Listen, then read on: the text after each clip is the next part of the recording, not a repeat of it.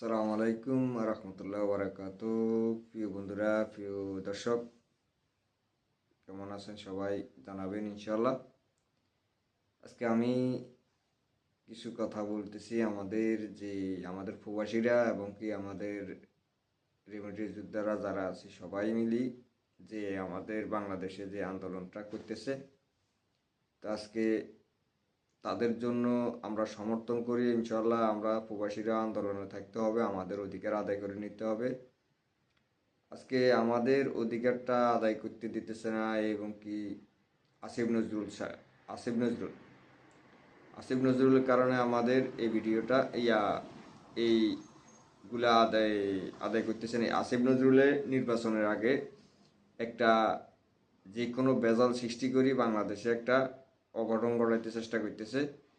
তো আপনারা বাংলাদেশের মানুষ সবাই সতর্ক, তবে আসিফ নজরুলকে আমার মনে হয় গণপিটুনি দেওয়া জরুরিভাবে হয়ে গেছে।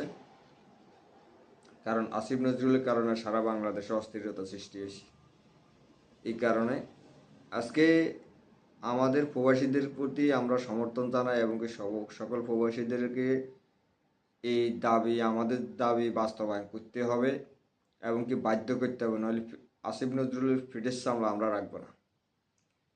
আসিফ নজরুলের পিঠের সামলা আমরা রাখবো না। বা আমাদের সাফ সাফ কথা, আমরা বাংলাদেশে নাগরিক, আমরা 1 মাস থাই, 2 মাস থাই, 6 মাস থাই, আমরা 2-4-5 বছর 10 বছর হলে যায় মানুষ দেশে যায় মানুষ রেস্ট নেওয়ার জন্য। তো এখানে আসিফ নজরুল যে বাধা সৃষ্টি করতেছে, আসিফ নজরুল তাকে হুঁশিয়ার করে দিয়ে বলতেছি, আমাদের যে অধিকার আমাদের অধিকার বাস্তবায়ন করতে হবে, আমাদের অধিকার ফিরিয়ে দিতে হবে। এই সাথে বাংলাদেশে এখন বর্তমানে যে নির্বাচনটা, এই নির্বাচনটা কিন্তু আমাদের জনগণে কিন্তু ভালো করেই বেশার কম বুঝে। আমি বাংলাদেশের জনগণকে বলবো, আমাদের বাংলাদেশে আপনারা সৎ ব্যক্তিদেরকে নির্বাচিত করবেন, সৎ ব্যক্তিদেরকে নির্বাচিত করবেন, সৎ মানুষদেরকে নির্বাচিত করবেন, সৎ মানুষদেরকে ভোট দিবেন। এটা হলো আমাদের আহ্বান। আপনাদের বাংলাদেশে যে আমাদের অধিকার যারা আপনাদেরকে আদায় করতে দিব এবং কি আদায় করতে পারবেন, তাদেরকে আপনারা ভোট দেবেন। এর সাথে আমি বাংলাদেশে যে এখন নির্বাচনের আমেজ শুরু হয়েছে, বাংলাদেশের জনগণ বুঝতে শুরু করছে। আমি সারা বাংলাদেশের মানুষকে বলবো, আপনারা নির্বাচন সৎ ব্যক্তিদেরকে দিবেন এবং কি নির্বাচন করবেন ইনশাল্লাহ। এই সাথে এখন বর্তমানে বিভিন্ন জায়গা বিভিন্ন জায়গার মধ্যে আমরা দেখতেছি বিএনপির নেতাকর্মীরা এবং কি বিভিন্ন জায়গাত মহিলাদের উপরেও বেশিরভাগ হামলা করতেছে আমরা দেখতেছি। তো আমরা মনে করছি এরা এখনো ভালো হবে, বাংলাদেশে ভালো চেষ্টা করবে। ইতিমধ্যে তারেক রহমানে যে বক্তৃতাটা দিছে, তারেক রহমানের মা বাপও কোনো টাইমে এইসব বক্তৃতা দেয় না। তো তারেক রহমানকে বলি, এই বিএনপি যদি জিয়া রহমানের বিএনপি করস, তাহলে আগের জমানা ফিরিয়ে যাইতে হইব। এরকম কাউকে স্বাধীনতা বিরোধী, কাউকে এ বিরোধী বলি, রেজাকার বলি, শেখ হাসিনা কিন্তু এই দেশ ছাড়ি চলে যেতে হয়েছে। শেখ হাসিনা কিন্তু এই দেশ ছাড়ি চলে যেতে হয়েছে। তো আমরা চাই বাংলাদেশে তো বিএনপিও থাকুক, বিএনপি থাকুক। শুধু বিএনপি যদি শেখ হাসিনার নাম নিয়ে চলে, তাহলে বিএনপিও বাংলাদেশে থাকবে না, এটা গ্যারান্টি দিয়ে বললাম। তো আজকে তারেক তারেক রহমানের বলি, সতর্ক হয়ে যায়। নির্বাচন যাই করতেছ, তোরা বিভিন্ন জায়গায় বিভিন্ন জরম করতে চেষ্টা করতেছ, তবু নেতাকর্মীরা সন্ত্রাসী কার্যকলাপ করতে চেষ্টা করতেছে। তো আমরা চাই তোরা ভালো, সবার সাথে ভালোবাসা। তোরা কিন্তু আওয়ামী লীগের সন্ত্রাসীদেরকে কিন্তু বহু জায়গা দিয়ে রেখেছ, বিভিন্ন জায়গার মধ্যে আমাদের কাছে তথ্য আছে। আর আমরা যারা বলতেছি, আমরা চাইতেছি বাংলাদেশে একটা সৎ ব্যক্তিদেরকে নির্বাচিত করতে হবে, আমাদেরকে একজন সৎ ব্যক্তিদেরকে নির্বাচিত করতে হবে। তো আমরা ইতিমধ্যে জানতেছি এই বিএমপি নাকি 1 বছর হিস নামাইতে চেষ্টা করতেছে নির্বাচনটা 1 বছর হিস নামাইতে চেষ্টা করতেছে। তো আমরা বাংলাদেশের জনগণ এই নির্বাচন হিস নামানোর কোনো সুযোগ নাই, এবং কি অন্তর্বর্তী সরকারের প্রেস সচিব নিজে বলছে এটা হিস নামানোর কোনো সুযোগ নেই। তাহলে আমি মনে করি যে নির্বাচনটা হোক, আমরা জনগণে সুস্থভাবে নির্বাচন করতে চেষ্টা করি। ইতিমধ্যে আমাদের বাংলাদেশের ভাই বোনেরা, আমাদের বন্ধুরা যে বিভিন্ন জায়গাত আমি দেখতেছি, আজকে একটা ভিডিও দেখছিলাম, আজকে কি আর কয়েকদিন আগেও দেখছিলাম আমি এই ভিডিওটা। একজন মাহারা মাহারা একজন মেয়ে, মা বাপ হারা মেয়ে, সে তাকে নিজের ভাইরা উলঙ্গ করে কিভাবে কি ক্ষতি করছে, কি করতেছে, এত খারাপ চিহ্ন আর বাংলাদেশের মাটিতে আমরা দেখতে চাই না।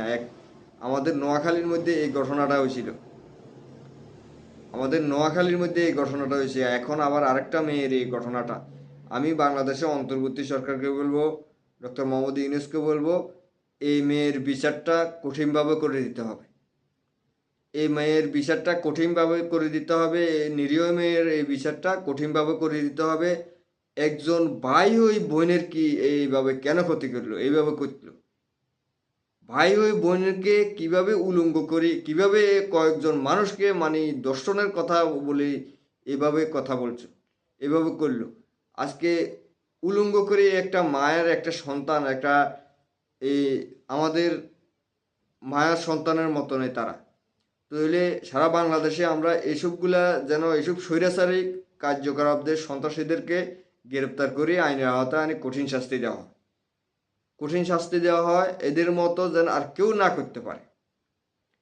আর আমি বাংলাদেশের আবারও অন্তর্বর্তী সরকারকে বলবো, সারা বাংলাদেশ থেকে যত সন্ত্রাসী চাঁদাবাজিরা আছে সবাইকে গ্রেপ্তার করে আইনের আওতায় আনি কঠিন শাস্তি দেবে। আর যারা এই মানুষের উপরে হামলা করে প্রচারণা করতে গেলে, এবং কি ভোটের প্রচারণা করতে গেলে, বিভিন্নভাবে প্রচারণা করতে গেলে মানুষের উপরে হামলা পরিচালনা করে, তাদেরকে গ্রেপ্তার করতে হবে। বাংলাদেশের সবার অধিকার আছে ভোটের প্রচারণা করার, কেউ কারো করে বাধাগ্রস্ত করতে পারবে না। কারণ সবার অধিকার আছে ইলেকশন করার। একজন রিক্সাওয়ালারও অধিকার আছে ইলেকশন করার, একজন ট্যাক্সিওয়ালারও ইলেকশন করার ক্ষমতা আছে। তাই কোনো বড় রাজনৈতিক দলের কথা বলি এবং কি রাজনৈতিক নেতা সাজি তারা বাংলাদেশে যেন অস্থিরতা সৃষ্টি করতে, যারা এইসব ধরনের কাজ করতেছে তাদেরকে গ্রেপ্তার করে আইনের আওতায় শাস্তি দিতে হবে। আর বাংলাদেশের জনগণকে বলবি, সবাই মিলে এইসবগুলারে সাইড দিয়ে গিরি গণতলায় দিতে হবে। এদেরকে ধরে চারিদিকে গণতলা দিতে হবে। যারা প্রচারে বাধা দিব তাদেরকে গণতলা দিতে হবে। প্রচার সবাই করব, বিএমপিও করব, জামাতে করব, এনসিপিও করব, সবার অধিকার আছে প্রচার করার। কিন্তু কেউ যেন বাধাগ্রস্ত না করতে পারে, এদেরকে গ্রেপ্তার করে আইনের আওতায় আনতে হবে। আজকে ছাত্র উপদেষ্টারা যে পদত্যাগ করতেছে, পদত্যাগপত্র জমা দিছে, তারা কোন জায়গা থেকে ইলেকশন করবে তাদের দায়িত্ব তারা। তবে আমি মনে করি যে বাংলাদেশের উপদেষ্টাদেরকে বলবো, সৎ ব্যক্তিদের ফাঁসায় দাঁড়াইতে হবে। সৎ ব্যক্তিদের ফাঁসায় যাই নির্বাচন করতে হবে। এটা হইল আমি ছাত্র উপদেষ্টার প্রতি আহ্বান জানাচ্ছি। আর যা দুর্নীতি হয়েছে এগুলা যেন আর না হয়। বাংলাদেশে যেন সুষ্ঠুভাবে নির্বাচনটা হয়, মানুষের অধিকারের নির্বাচনটা হয়, মানুষের পাশে দাঁড়ানোর নির্বাচনটা হয়। এটা হইলে আমি আপনাদের কাছে চাইতেছি, এবং কি বাংলাদেশের মানুষকে বলতেছি, সবাইকে সচেতনার আহ্বান জানাচ্ছে, কেউ যেন ভোট চুরি না করতে পারে, কেউ যেন কেন্দ্র দখল না করতে পারে। বাংলাদেশের মানুষকে বলতেছি, সবাই মিলে যেন আপনাদের অধিকার আদায় করার জন্য আপনারা অধিকার আদায় করে নিতে হবে। এটা হলো আমাদের আহ্বান, এটা হলো আমাদের কাজ। আর আমাদের যতক্ষণ নিঃশ্বাস আমরা আমাদের সাধ্যমতো আমরা প্রবাসীরাও চালাই যাবো। তবে আমাদের প্রবাসীদের যে এই প্রবাসীদের জন্য যে আমরা আবেদন করতেছি, যে আন্দোলন করতেছি, আমাদের আন্দোলনটা সফল হতে হবে। আমাদের আমাদের দাবিটা মানতে হবে, আমাদের দাবিটা মানতে হবে। এটা হলো আমাদের আহ্বান, এটা হলো আমাদের আহ্বান। প্রিয় বাংলাদেশের ভাই বোনেরা, দেশে প্রবাসের ভাই বোনেরা, সবাই মিলে আমরা ঐক্যবদ্ধ থাকতে হবে। ঐক্যবদ্ধ থাকি আমাদের দেশটা বাঁচাতে হবে, আমাদের মানুষকে বাঁচাতে, আমাদেরকে সৎ ব্যক্তিদেরকে নির্বাচিত করতে হবে। এটা হলো আমাদের আহ্বান। প্রিয় দেশবাসী, প্রিয় ভাই বোনেরা, আপনাদের প্রতি দোয়া ও সালাম। আসসালামু আলাইকুম রহমতুল্লাহ বারাকাতুহু। আপনারা আপনাদের কাজ করবেন ইনশাল্লাহ।